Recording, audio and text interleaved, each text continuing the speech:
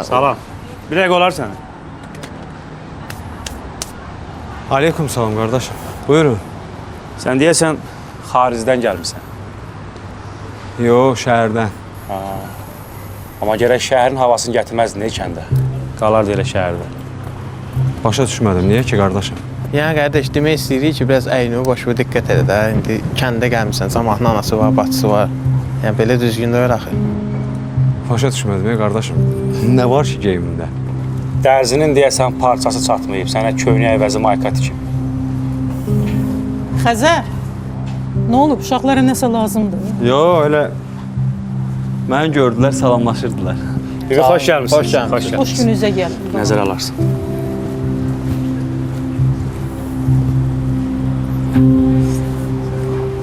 Nə deyir?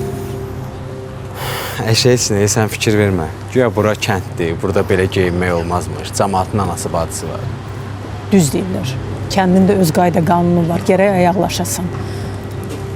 Xəzər deyirəm bəlkə. Demə. Heç nə deməm ama. Biz bura bəhanə edib qaçmağa gəlməmişik. Keç içəri. Keç.